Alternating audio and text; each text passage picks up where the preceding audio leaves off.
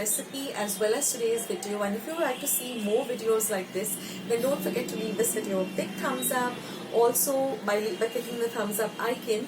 Also don't forget to subscribe to my channel and become a part of Akshata's recipes.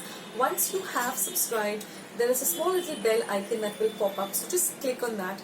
That way whenever I put up a new recipe or a new video, you get a message for the same.